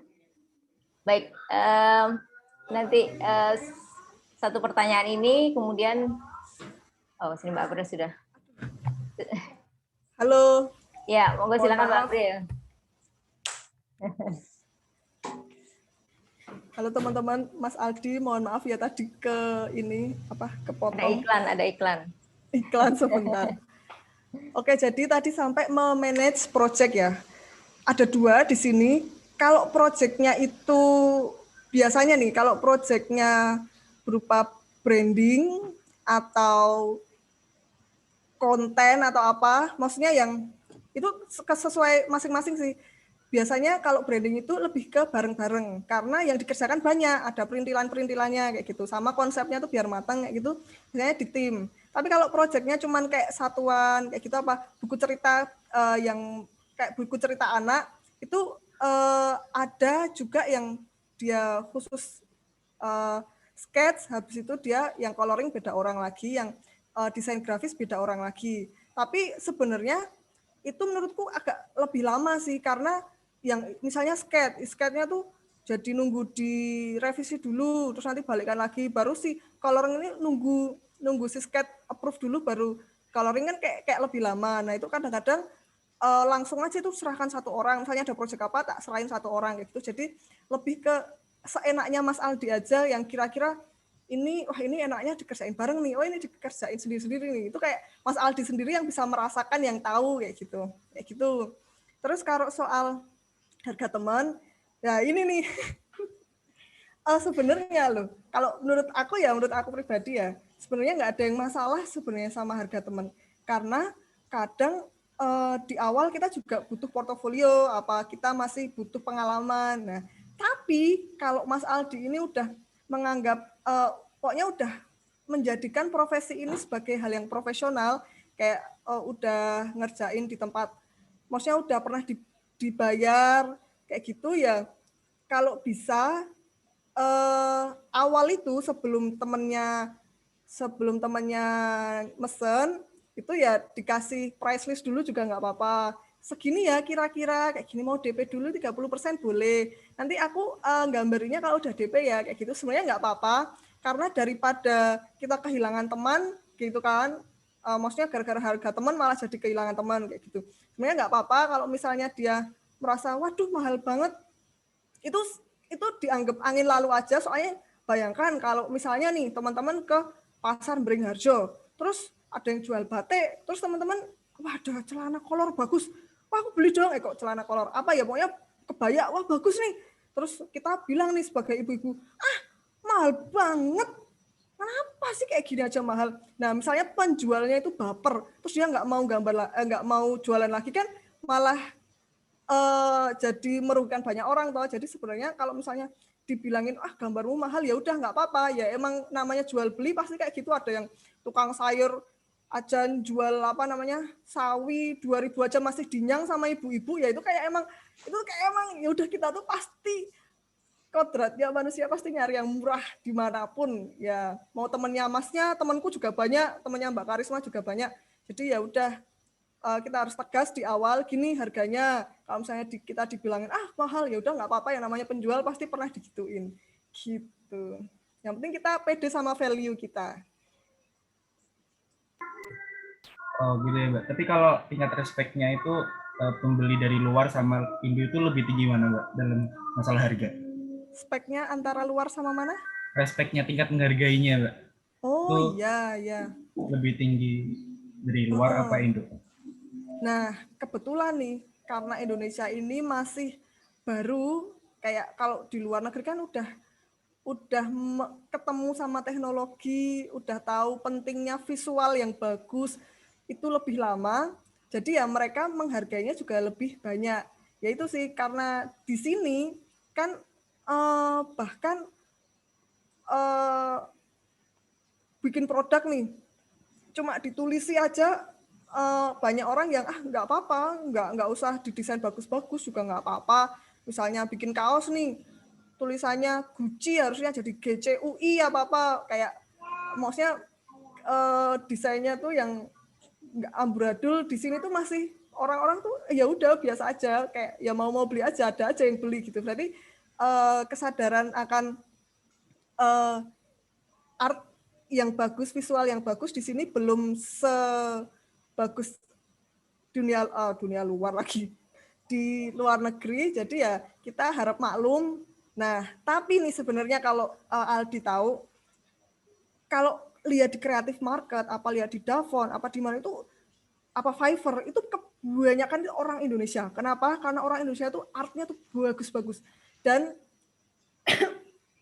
fontnya yang dibuat orang-orang Indonesia pasti jadi yang trending nomor 1. Desain-desainnya di sini juga banyak yang bagus-bagus, yang di luar negeri. Ilustratornya Indonesia tuh kayak banyak banget yang terkenal di luar negeri. Jadi sebenarnya kita itu bagus secara kualitas, hanya saja mungkin di sini belum ya itu tadi, karena kultur budaya di sini masih kurang. Jadi ini malah jadi PR kita bersama, kayak kita lawannya kita, bukan lawan sih, PR-nya kita sekarang itu adalah kita itu harus bersama-sama sebagai orang Indonesia, apalagi kreator, itu menunjukkannya ke dunia luar kayak gitu. Jadi ya gitu Mas Aldi. Makasih. Orang Indonesia tuh bagus-bagus. Kita sebenarnya beruntung banget sih. Beruntung punya bacaan mungkin. Maksudnya kita kan jadi belajar gitu. Kalau di luar negeri kan nggak bisa toh pakai bacaan. Ya bukannya aku menyuruh teman-teman untuk pakai bacaan, tapi kalau misalnya udah punya duit dari situ, terus nanti untuk bayar langganan Adobe berbayar gitu lebih bagus gitu. Oke, sudah cukup menjawab? Ya, cukup. Ya, menjawab ya, Mas Aldi ya. Ini nampaknya banyak sekali teman-teman yang ingin menjajal atau mencoba Fiverr, Microstock gitu ya, atau Shutterstock gitu. Ya nanti teman-teman silakan belajarnya sama Mbak Aprilia gitu ya. Sebenarnya bulan lalu kita juga punya materi untuk materi khusus untuk teman-teman yang ingin berkarir di Microstock gitu ya. Ini bulan lalu bersama alumni UNY juga, gitu teman-teman. Dan nanti mungkin siapa tahu materi-materi selanjutnya kita bisa membedah lagi tentang jualan digital jualan karya di platform digital gitu ya teman-teman. Oke, maaf Mbak untuk recording sedih. Oh oke. Oke, nanti ya yang menanyakan recordingnya bisa didapatkan di mana, nanti kita coba akan mungkin share linknya di Instagramnya Fisai kali ya teman-teman. Jadi nanti teman-teman bisa mengaksesnya di sana gitu ya. Nanti kita akan upload dan teman-teman bisa mengaksesnya.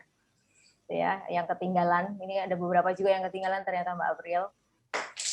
Tapi mereka masih ingin untuk belajar gitu ya, karena minta recordingnya. Gitu. Ya nanti kita akan upload teman-teman. ya. Teman-teman follow aja Instagramnya Fisheye Instagramnya Fisheye atau Instagramnya psrupa.uny. Ya, nanti kita akan share di sana. Baik, sudah 4:30. Ternyata sudah 4:30. Oke, Mbak April, untuk mengakhiri sesi ini, adakah pesannya Mbak April kepada teman-teman yang semester 2, semester 4, atau yang sudah semester 6 gitu ya, yang ingin berkarir di dunia ilustrator? Monggo silahkan Mbak April. Ya, untuk teman-teman, aku mau bilang bahwa teman-teman di sini tuh beruntung. Beruntungnya kenapa? Karena teman-teman tuh ada di dunia, pertama karena teman-teman tuh hidup di zaman sekarang, jadi kayak apa-apa lebih mudah. Bayangkan kalau zaman simbah-simbah kita dulu mau jual gambar gimana itu kan, ya wes susah banget toh. Gitu. Jadi kita tuh kayak beruntung ada di zaman yang apa-apa mudah, sosmed semuanya gratis, kita tinggal upload, kita kayak nggak punya modal apa-apa, asal gambar aja diupload, dilalahnya ada yang pesen aja udah kita udah dapat uang saku loh teman-teman, tuh mudah banget. Mau buka gig di Fiverr, tinggal kalian misalnya gambarin wajah orang, terus diupload di Fiverr, itu tuh gampang banget, tinggal kita tuh dimudahkan banget. Jadi teman-teman tuh di situ beruntung seberuntung-beruntungnya. Kesempatan banyak banget, bahkan di dunia visual ya teman-teman, ini lebih beruntung lagi. Kenapa beruntung? Yang namanya visual itu tuh apa-apa tuh butuh loh. Coba dari teman-teman bangun tidur, melek jreng ngelihat sarung bantal, wah ada yang desain nih sarung bantalnya spray, wah ini kayaknya ada motifnya, ini ada orang di balik yang desain spray ini, berarti buka terus jalan nih ada karpet, wah karpet ini ada nih yang gambarnya. Jadi itu kayak setiap segmen kehidupan kita itu banyak hal-hal visual yang bisa digarap, apalagi sekarang zamannya game orang butuh skin, butuh misalnya mereka streaming nih, butuh layout streamernya Twitch, butuh banner Facebook, butuh logo, butuh banner-banner macam-macam, postingan sosmed aja setiap hari pada didesain. Itu kayak peluang, yang namanya peluang, kesempatan buat teman-teman itu banyak banget. Kalau teman-teman jeli setiap, bahkan nih ini ada nih benda di sekitarku nih. Ini ada Mbak Ngapi kebetulan, ya ini kan ada gambarnya toh, ya berarti kan ada orang di balik ini yang gambar toh, ini pasti dibayar nggak kira-kira? Dibayar. Nah itulah teman-teman, jadi teman-teman bersyukur, teman-teman harus alhamdulillah ya ternyata aku tuh bisa di seni rupa, aku bisa gambar, aku masih bisa belajar tentang seni rupa, aku masih bisa kalau mau cari-cari gimana cara digital itu di YouTube ada, semuanya ada, itu harus bersyukur. Nah, yang sekarang jadi PR kita semua adalah kita harus berkolaborasi nih teman-teman satu sama lain. Kalau ada yang butuh bantuan, yuk sama-sama dibantu. Karena apa? Coba bayangkan, hal yang bisa diekspor dari Indonesia itu apa sekarang? Itu tuh nggak ngekspor apa-apa kecuali karya loh teman-teman. Karya digital Indonesia itu sebenarnya bagus yang bisa diekspor, karena selain Freeport ya emas kita udah diekspor, tapi SDM kita tuh yang bisa diekspor tuh dari segi desain itu sebenarnya banyak banget dan sangat menjanjikan, dan orang Indonesia tuh kayak kreatifnya tuh kreatif banget. Bahkan kalian lihat di jalan itu orang bikin cilok aja kata-katanya juga lucu, pokoknya Indonesia tuh sekreatif itu gitu teman-teman. Jadi kita harus sama-sama nih punya kayak suatu tempat yang kita tuh maju bareng. Itu kita tuh kayak ngebawa Indonesia gitu ke keluar gitu, lebih ke kayak yang kita kasih ke negara tuh apa ya, bukannya wah negara kan nggak ngasih kita apa-apa, ngapain kita ngasih negara kenapa kita ngasih negara kayak gitu, tapi lebih ke ini tuh cara bentuk bersyukur kita kayak gitu, dengan cara mengoptimalkan semua yang bakat teman-teman ini. Pasti teman-teman masuk seni rupa apa masuk desain tuh kan pasti paling nggak ada bakat apa minat kan. Nah itu harus diasah banget, dilatih banget, karena itu hal yang sangat dibutuhkan di industri kreatif saat ini. Gitu. Kita harus bareng-bareng berkolaborasi, saling ngajari satu sama lain. Kalau ada temennya yang upload ya di like, dipuji biar dia semangat buat berkarya gitu. Terima Makasih Mbak Karisma. Oh, masih ke-mute. Maaf, ini anak saya mondar-mandir, jadi harus saya kadang-kadang mute gitu ya. Baik, terima kasih Mbak April, seru sekali ya diskusi kita pada sore hari ini. Ya, rasanya masih kurang, ya kan, kalau 1,5 jam, tapi ternyata waktu juga yang membatasi kita gitu ya. Dari diskusi ini saya akan menarik sedikit kesimpulan. Yang pertama adalah kita harus memperbanyak referensi, teman-teman. Jangan berhenti di ide, gitu ya. Kita harus mempush diri kita untuk meng-create, membuat, berkarya, gitu ya. Kemudian jangan khawatir untuk menghasilkan karya yang mungkin menurut kita jelek, template kalau kata Mbak April tadi, gitu ya. Tetapi mungkin karya-karya itu yang akan membawa kita sampai dengan menemukan ciri atau style dari ilustrasi kita, gitu ya. Jadi memang nikmatin prosesnya. Nah, yang terakhir adalah harus percaya diri, ya. Apalagi sekarang kita bisa mengekspresikannya lewat sosial media, gitu ya. Walaupun kadang-kadang ada netizen julid juga, gitu ya. Tapi harus percaya diri dengan karya kita, harus konsisten, dan yang terakhir kita harus mau berkolaborasi, gitu ya. Jadi majunya bareng-bareng, gitu ya. Kalau ada teman yang sekiranya pengen, aku bantuin ini dong, gimana caranya ini, ya diajarin, gitu ya.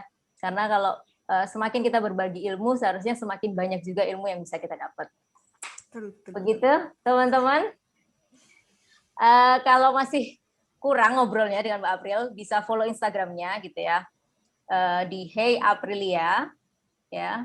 Kemudian teman-teman bisa boleh nge-DM nggak Mbak April nih? Boleh tanya-tanya di DM nggak? Oh ya, tapi boleh. boleh tanya-tanya di DM tuh. Kalaupun nggak, Mbak April ini sangat enggak. Oh tuh dia tiktokers juga. Iya, saya jadi lupa tadi mau promo tiktoknya Mbak April gitu ya.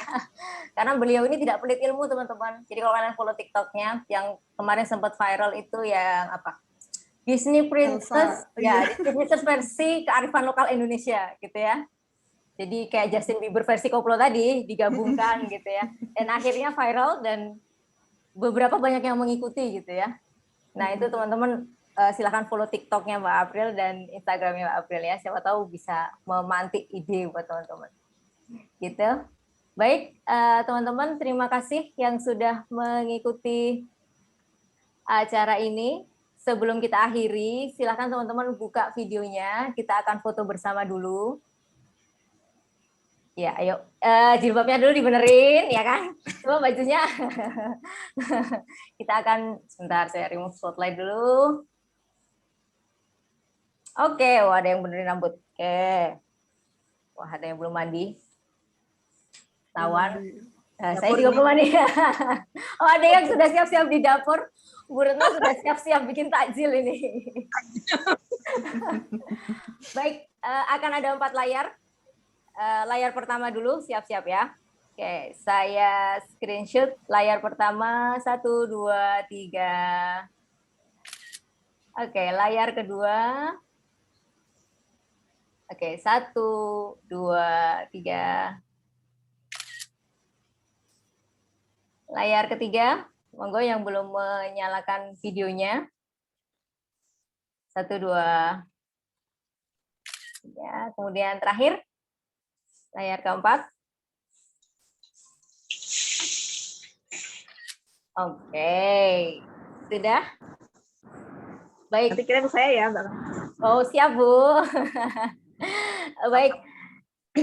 Terima kasih kepada teman-teman yang sudah meluangkan waktunya untuk diskusi kumpul online seri 4 pada sore hari ini. Terima kasih kepada Mbak Aprilia Muktirina yang sudah membagikan ilmunya.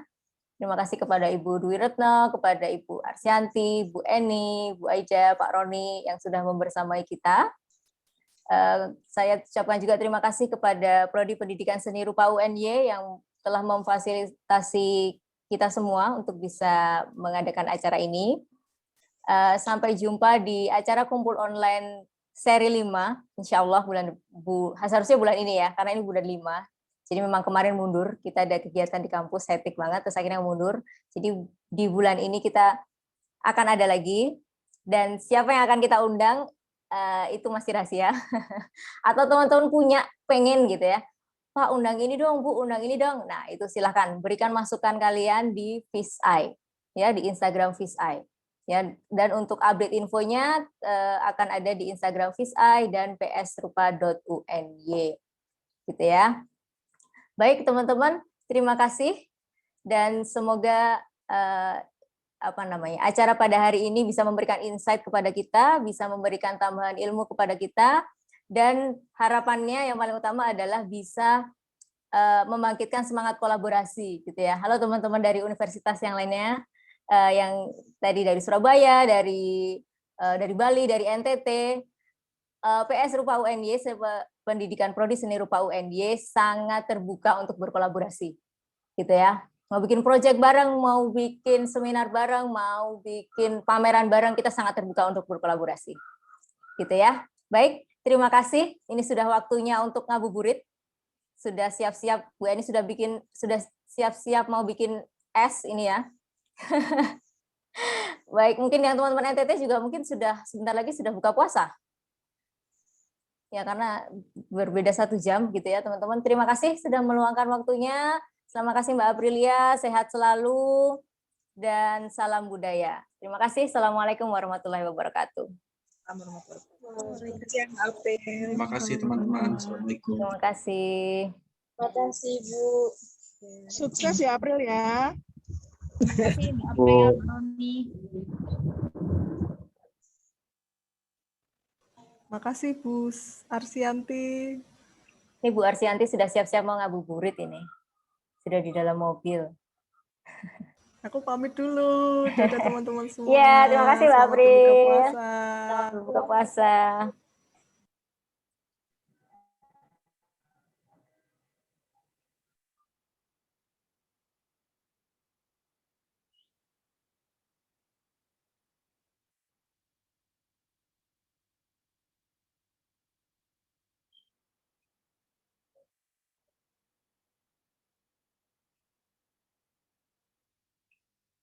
Pak Roni, ini berarti tinggal saya stop aja recordingnya ya? Iya Bu, di stop aja. Ya, oke. Itu sudah otomatis tersimpan. Oh ya, oke. Soalnya handphone saya mati nih, jadi menghubungnya via. Oke, sebentar.